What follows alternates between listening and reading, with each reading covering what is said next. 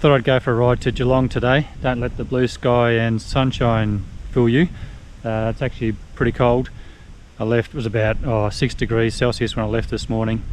I don't think it's much warmer than that, but where we were in Ballarat was thick, overcast, grey cloud, and I knew it's going to be clearer down this way, so I thought I'll come out and get some blue skies and sunshine. Now the purpose of the trip to Geelong is I just want to sit on a couple of bikes. After my recent video talking about the handlebars and the risers and trying to make my NC 750X more comfortable for me, and coming to the realization that I'm not a fan of wider bars and I want probably a bike with narrower bars and a little bit more weight on my wrist. And I've got a couple of options. I'm thinking I might actually get a pair of lower, flatter handlebars, and I'll show you what I'm talking about. So you can see these handlebars have quite a step up on them, and I have the risers which are coming up and towards me, and I've decided I don't like that position. Having the risers up and away from me was much better in the handling of the bike. I found it was much more neutral, more like the bars in its normal position. I don't have that one-to-one connection with the front wheel. It feels like I've got a remote connection to the front wheel, which I really don't like. It's comfortable, but I don't like the handling and the feedback I'm getting from the front wheel, basically. And I'm noticing that while I'm riding, I'm most comfortable leaning forward, and which, with the handlebars in this position, then I've got a fair bend in my arm, which is not comfortable. And so I was thinking I might try and find a pair of handlebars which are lower and flatter. And I did find a pair of handlebars on Amazon for about 80 bucks. I think they were 80 bucks Australian. So I think I might get those. The only thing I'm going to have an issue with is the clearance of the bars, coming back towards the tank. But I don't know. I think I'd like to try it and just see. Because it might make all the difference. Because I noticed that on this bike, when I'm leaning forward, that's where my back's most comfortable and the seat's more comfortable, because the seat has a bit of an angle on it, and it just seems to work better. So anyway, I'll get back on the road, head to Geelong, and I'll see if I can video inside the dealership and show you a bike that I have in mind. After my recent test ride of the Harley-Davidson Sportster S, that's another bike that's on my list. I really like the riding position of that for my upper body. For my legs, I'd probably want to move the pegs back a bit. But after sitting on that and feeling the narrow handlebars and having more weight on my wrists, I thought, yeah, that's probably where I need to be comfort-wise. So I can either try and make this more comfortable, or perhaps get another bike. But anyway, I'm going to go. There's a bike I have in mind, which I'll probably do a comparison between it and the Sportster S, and because they're the same price, I'm hoping they've got one on the floor and I can have a sit on and have a feel of, and then I'll talk about it more after that.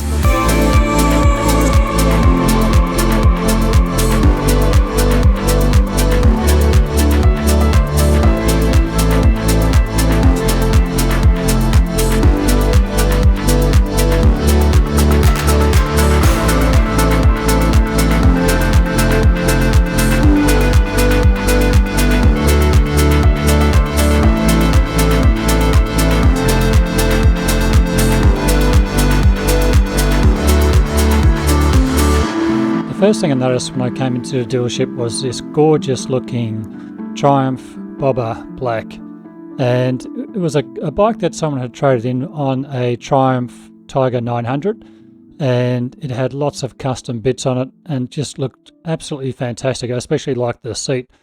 It had the quad lock with the vibration dampening on it, but also all the Triumph bits and pieces with the Union Jacks all over it. But this was the bike that I really came to see, and it is the Triumph Thruxton RS. And as you can see, it's a pretty good looking bike. Now, this particular colour scheme is the 100 edition, the ton-up edition I think it's called, and it's in the blue and white, but the the model I'd be interested in would be the black version, the gloss black version.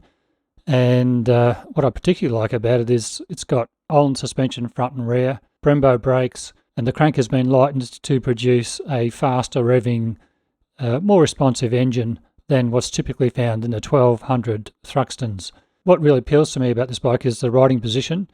I had the Thruxton 900, which I found very comfortable to ride, especially on trips and things like that. And I was hoping that this bike would be similar in its feel, and it is. It may be a little bit lower on the bars than what my Thruxton 900 was, but sitting on the bike, it did feel very comfortable. This particular bike was sold, but I was able to have a quick sit on it if I was very careful, which I was. I took my jacket off to make sure that nothing got scratched or anything like that, and just to get a feel for the bike, and I did really like the riding position.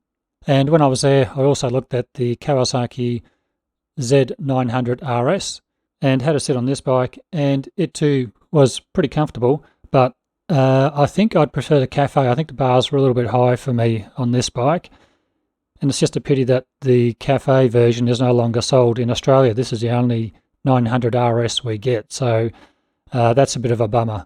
Sitting on it for a bit, I did feel that the seat, although soft to initially sit on, might not be as comfortable as it looks for longer trips. And I just got that feeling just from sitting on the bike for a few minutes. So that was a bike I was lucky enough to have a sit on. And I also had a look at the Z900 as well, which you can see sitting here beside the 900 RS.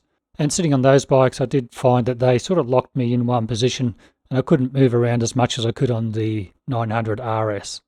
So that was my little trip to the Triumph dealer to check out these particular bikes. So the bike I'm most interested in is the Thruxton RS 1200, and I'm going to do a video this week between the Thruxton RS and Sportster S from Harley Davidson.